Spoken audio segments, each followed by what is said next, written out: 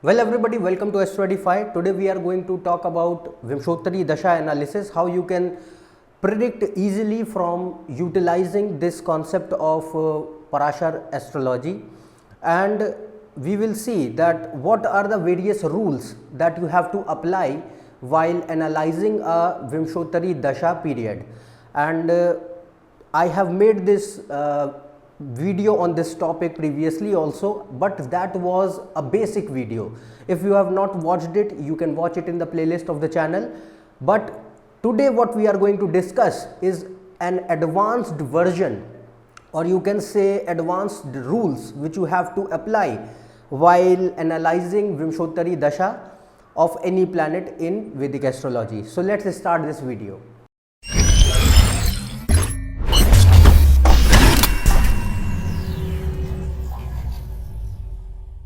So first of all, what is Vimshottari Dasha? Vimshottari Dasha, there are different types of dashas in Vedic astrology, not just Vimshottari Dasha. There is Char Dasha, there is Yogini Dasha, there are many other dashas which are case specific. So you don't have to see all the dashas, and here what I am telling you is the most used and most important tool in Vedic astrology to predict any type of events in anyone's life through his or her birth chart. So that we will discuss. So Vimshottari Dasha comes under the Parashari system, and there are many other dashas like Char Dasha which comes under Gemini system. So I am telling you about the Parashar system here. And we will discuss about other sorts of dashas in future videos, but today we are going to discuss about Vimshottari Dasha. Now the dashas, when we talk about in general, we talk about Vimshottari Dasha.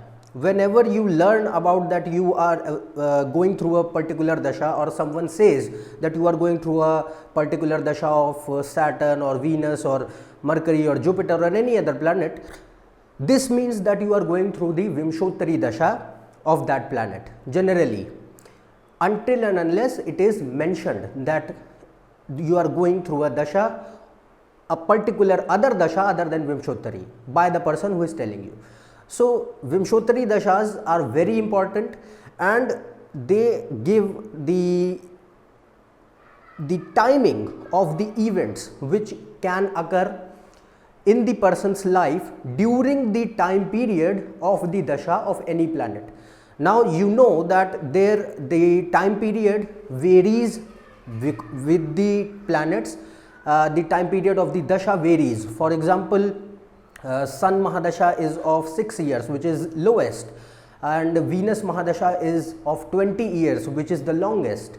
So in between there are other planets which have duration of the Mahadasha accordingly. Saturn has the duration of 19 years, Jupiter has the duration of 16 years, Mercury 17 years, Ketu 7 years, Rahu 18 years, so and Moon 10 years, Mars 7 years. So these are the durations of the Vimshottari dashas of particular planets. Now when you analyze, how you have to analyze, that I will tell you now. There are 8 simple steps that you have to see. We are talking about 8 simple steps, and you have to just apply them accordingly in the ascending form which I am going to tell you, and in that manner you will be able to arrive easily at a particular conclusion that yes, this kind of event can happen in my life or anyone's life whom you are seeing anyone's chart. So that you can see from Vimshottari Dasha.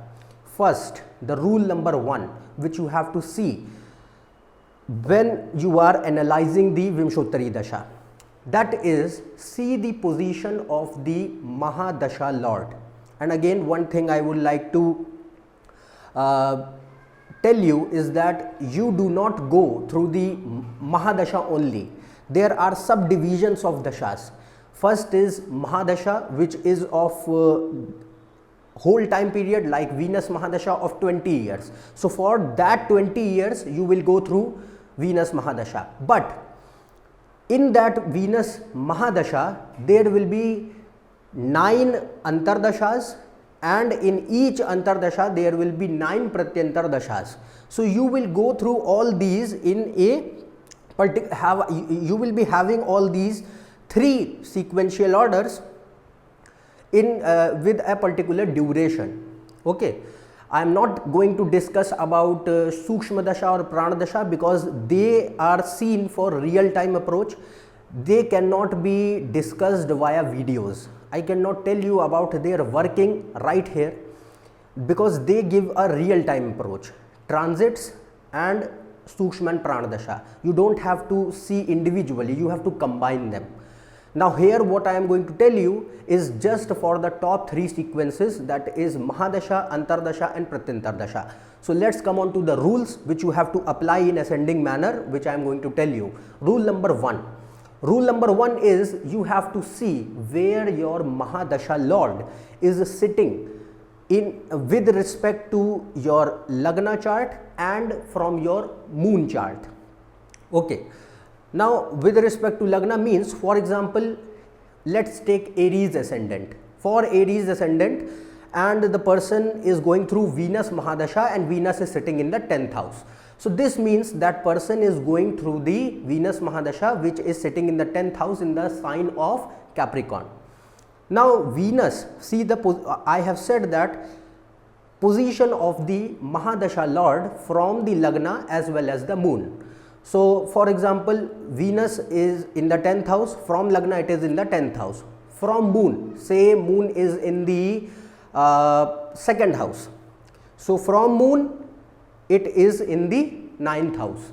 So that is how you have to see where your Mahadasha Lord is positioned according to your lagna, that is your ascendant, and according to your moon where it is placed, wherever it is placed in any house in your main birth chart. Now this, why you have to do this? You have to do this to see in general that what will be the areas of your life in which you will get maximum number of events happening. In this particular case which I have mentioned, Venus in the 10th house. So this means that Venus sitting in the 10th house from lagna means that in this Venus Mahadasha of 20 years, the events related to your career will be prominent. And since from moon it is sitting in the 9th house, this means that there will be a favorable amount of luck available to the native so that he can grow in his career. So this is how you have to see. Second rule, rule number 2. Rule number 2 is see the position of the Mahadasha Lord in the Navamsha chart, that is D9 chart. Why it is done? It is done because Venus time period, I am going to refer this particular example throughout the video, so you just remember this. Okay, so Venus here in this particular case is sitting in the 10th house. Now say Venus is the Venus Mahadasha is of 20 years, and this is not likely that person is going to get the results, good results throughout 20 years. It is not likely. Everyone is going to have ups and downs. Their intensity can be different, but ups and downs are sure. You cannot say that for 20 years you are going to grow and grow and grow and grow and you are never going to fall. You don't say that. You cannot say that because it doesn't happen.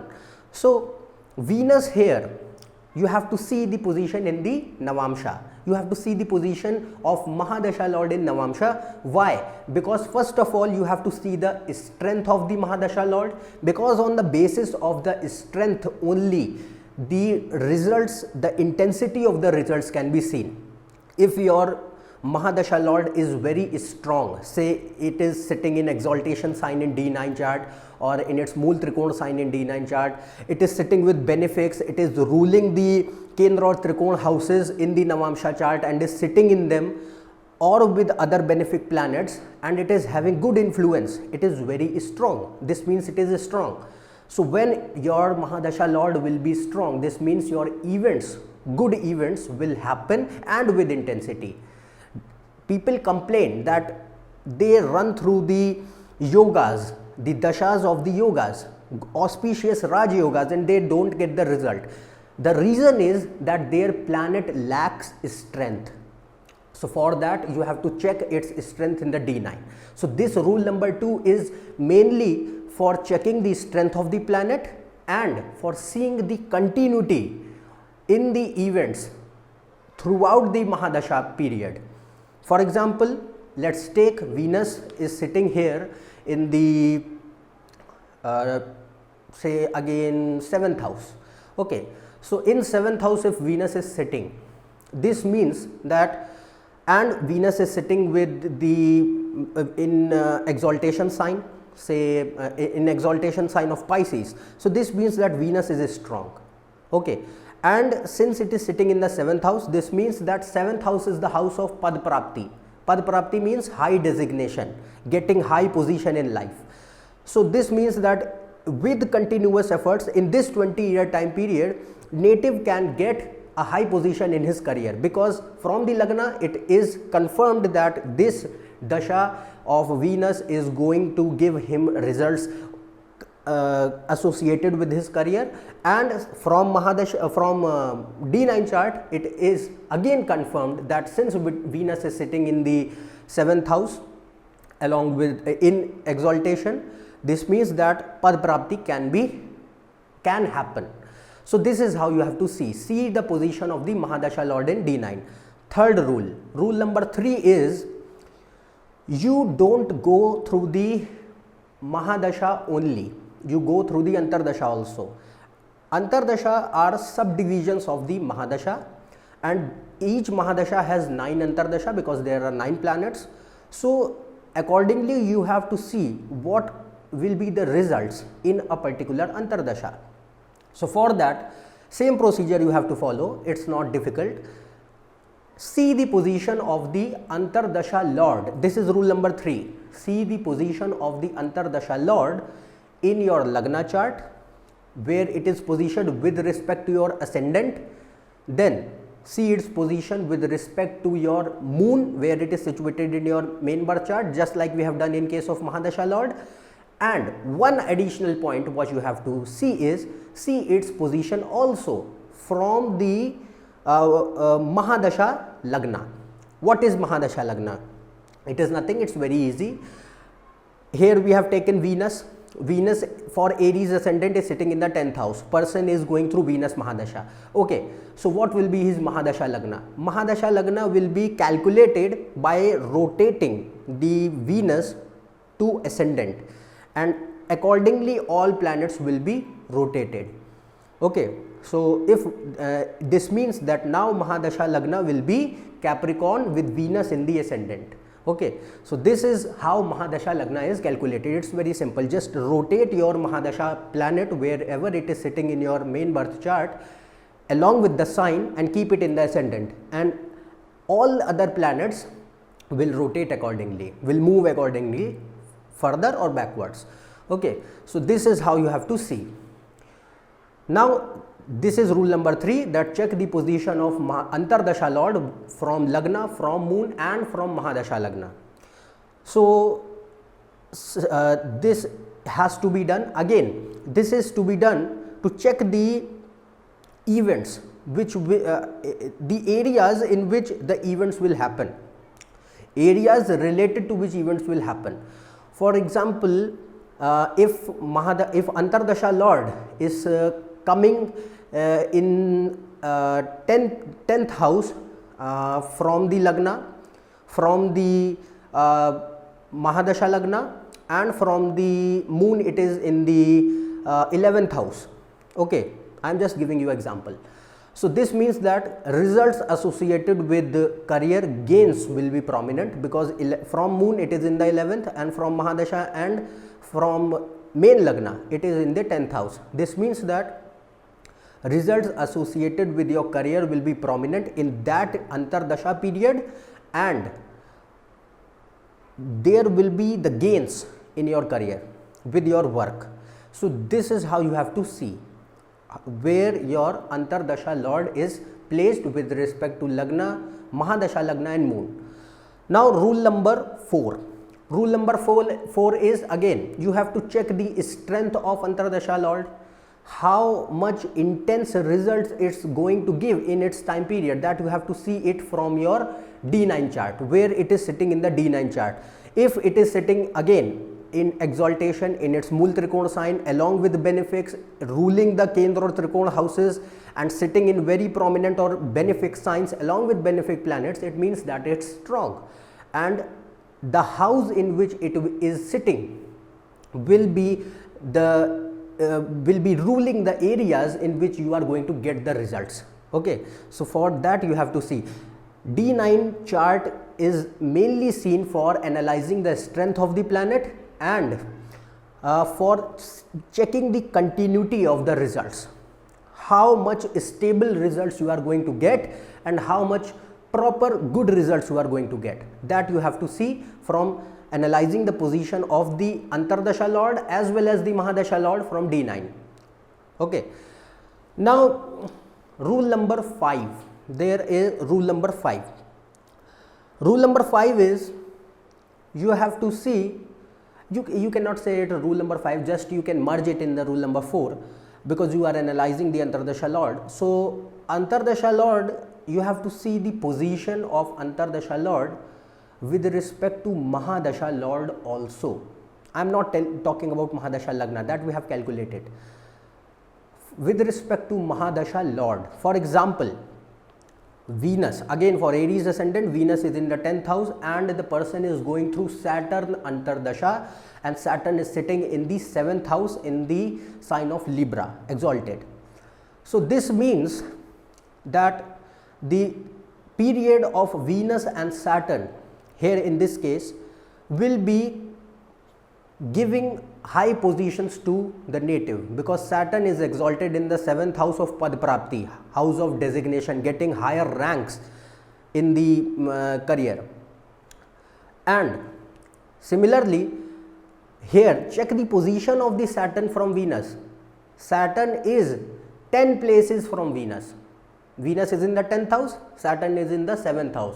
So Saturn, your antardasha lord, is 10 places from Venus. So this means that this period is good for getting the opportunities regarding your career uprise, career rise, and your getting opportunities for having higher designations, mean topmost supreme positions. I am talking about CEOs and presidents or vice presidents of any organization, or in government also, people who are in India like secretaries, or in government I am talking about, or secretaries, or in banks who are very at high post at general managers, like these. So this is you have to see, and now in D9 chart also you have to see the same thing. This is in lagna, Saturn is in the 10 places from Venus, your antardasha lord is 10 places from Venus, means what I have told you. Now the same thing you have to apply in D9. For example, D9, in D9 Venus, which is the mahadasha lord, here in this particular example is sitting in the 9th house, and Saturn is sitting in the 11th house. This means that with the efforts, since Saturn is sitting in the house of gains, you will gain with your efforts, and your mahadasha lord is sitting in the 9th house. This means that there will be a favorable amount of luck available to you. Without luck, you are not going to get the opportunities, no matter how much hard you work. Some things are not in your control. The things which are in your control are your work. You can do your work with your full abilities, but to get the opportunity, you need some favorable amount of luck. So for that you have to see that. So in this case particularly, Venus will provide the opportunity for the person, and Saturn, since it is sitting 3 places from Venus, which is the mahadasha lord, this means that third house is the house of efforts, third house is the house of hard work. Third house represents that until and unless you are not going to put in your efforts in anything, you are not going to get it, and Saturn is the planet for that. So Here this means that Saturn is sitting in the 11th house, in the house of gains, but it is 3 places from Mahadasha Lord. This means that you have to put your efforts, and when you are going to put your substantial efforts, you are going to get what you want, because it is in the house of gains. And in the main birth chart, it is sitting in the 7th house of Pad Prapti. So this is how comprehensively you have to look the position of antardasha Lord with respect to Mahadasha Lord in main birth chart, that is lagna chart, and in D9 chart. Okay. Now rule number 5. Rule number 5 is you have to check the position or all sorts of conjunctions, all sorts of aspects on your Mahadasha Lord in D9 chart. I have mentioned this, but again I am reinstating, because when you analyze this, analyze it as a individual horoscope. Don't see it like it is a D9 chart. It is as important as your lagna chart, because again the 20-year time period or 16-year time period or 17-year time period of Mahadasha is not going to be stabilized, is not going to be continuous. It is going to have certain ups and downs. You are not going to rise continuously and you are not going to fall continuously. There will be ups and downs, but that peaks and downfalls, their intensity can be different. So for that intensity, you have to check its position in D9. How much intense events are going to happen in your particular Mahadasha or Antardasha period, you have to check it in the D9 chart. Okay. Now rule number 6. Rule number 6 is whenever in your lagna chart, the lord of the 6th, 8th and 12th house, lords of the 6th, 8th and 12th house, and the planets sitting in the 6th, 8th and 12th house, if they are aspecting your Mahadasha Lord or they are sitting with your Mahadasha Lord, this means that during that time period some troubles can be seen. Some troubles can be seen, but I am not saying that it is upright, that it is always going to happen. You have to see the general combinations happening, but this is the condition generally what I am telling you right now. Whenever the 6th, 8th and 12th lords or planets sitting in the 6th, 8th or 12th house, they aspect or they sit with the Mahadasha Lord, they indicate that this can be a troublesome time period for the native. Okay. So if the 6th Lord, for example, is aspecting or in association with the Mahadasha Lord, this can see, you can see that this can be a time period in which native can get into litigations, native can get into debt, native can have if married, can have divorce, native can have issues with subordinates. So this is how you have to see. For if 8th house is aspecting, sudden events can happen, like accidents, like surgeries. So sudden events can happen, troublesome time period.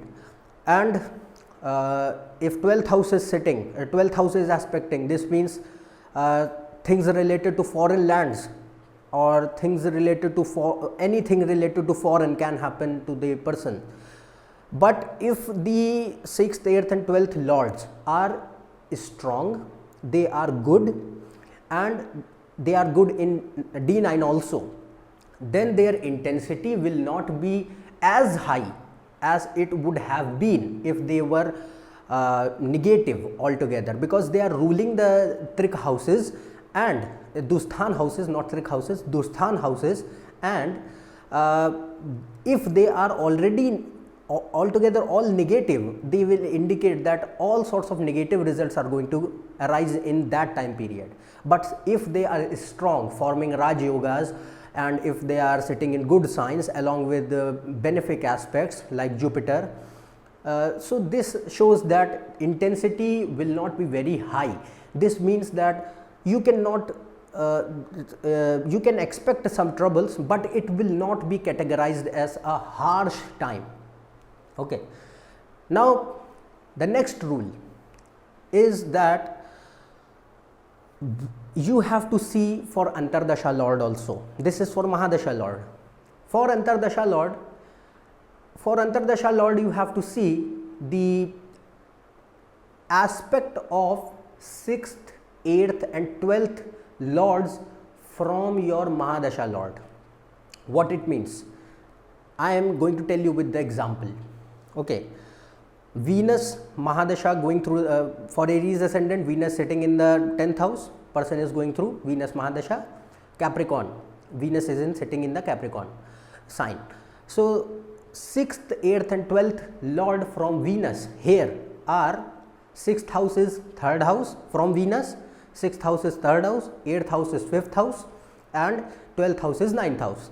So from Venus you will see that the lord of the 6th, 8th and 12th house from the Mahadasha lord, that is Venus, are 3rd house lord Mercury, 5th house lord Sun, 9th house lord Jupiter. So if any of these planets 6th, 8th and 12th house lord from the Mahadasha lord, if in this case Sun, Mercury and Jupiter, if any of these planet and if person is going through Venus, Saturn antardasha, if they are aspecting the Saturn which is the antardasha lord, this indicate that this is going to be a troublesome time period. Okay, if Saturn was sitting in the 7th house, for example Sun which is the 8th lord from Venus is sitting in the 1st house directly aspecting the Saturn, this means that this is going to be a time period which will be troublesome for the native. Means Venus Saturn time period, when the Sun Pratyantardasha comes, this will be a troublesome time period, because Sun is the 8th lord from the Mahadasha lord and aspecting the antardasha lord which is Saturn. Okay, so this indicates if 6th, 8th and 12th lord from the Mahadasha lord aspect the antardasha lord, it is a troublesome time period for the native. Again you have to check the same thing in the I will not say in D9, but you have to see the strength, overall strength of these planets which are the 6th, 8th and 12th lords from Mahadasha lord, whether they are good, whether they are negative altogether, because if negative the trouble will be increased and troublesome time will be converted into a harsh time, and if it is good then intensity will be reduced and you will not feel very harsh times during that time period, although certain troubles can occur. So this is how you have to see. Now these are the combinations, these are the rules. The last rule is you have to check the transits of Saturn and Jupiter. Saturn and Jupiter are two important planets of whose transit you have to see, because any event in your life cannot happen without the particular transit pattern of Saturn and Jupiter in the transits during that time. It can never happen, because Saturn and Jupiter pattern is like a key and event is like a lock. That key, when that pattern is formed, means that key is made and now the lock which is your event is unlocked and event happens in your life. This is how transit of Saturn and Jupiter works. If Saturn and Jupiter are going through the transit period, going through the 10th house, having influence by aspect or by sitting there or aspecting or sitting with the 10th lord, this means that events related to your career will be prominent during that time. So this is how you have to see. Okay, so these are the 8 rules how Vimshottari Dasha is analyzed, and I know that you are not going to find these rules easily anywhere on internet, and because this, and in books also, these are mentioned in many books. I have collected them and made them comprehensively by reading several books, and I am presenting this comprehensive approach of mine to you in a single video. So you don't have to go and search for books and search for other internet sources for analyzing the Vimshottari Mahadasha properly. So you know now that what are the basic 8 steps. I will not say basic we have discussed in the previous video. These are the general steps, advanced steps that you have to apply when you see the Vimshottari Mahadasha of any person. And for pratyantardasha, which I have not discussed, the rules are same just as the antardasha with respect to Mahadasha Lord. Okay, means that when you are analyzing the pratyantardasha, you have to apply the same rules which you are applying for antardasha Lord with respect to Mahadasha Lord. The same rules you have to apply for pratyantardasha with respect to antardasha Lord, not Mahadasha Lord. Okay, so results are same, and you have to see that what are the houses, what are the signs which or combinations which the pratyantardasha planet is forming. Okay, so then you will get the idea. I will not say idea, your chances of prediction will be much higher, your prediction will be more credible, and because you are analyzing it with a proper approach, with a scientific approach, which is mentioned in Vedic astrology. And now you will be able to analyze your Vimshottari Dasha with much easy effort. You don't have to see 100 things at one time. You have to just apply all these rules one by one. You will get your results, you will get your answers, and then you combine them, and you can easily predict about any person. Okay, so this is how Vimshottari Dasha is analyzed. So this was my view on Vimshottari Dasha analysis. So if you are new to my channel, subscribe below. For more, check on my Twitter and Facebook page. Otherwise, we will meet in the next video with some more curious topic to talk on. So till then, goodbye and thank you.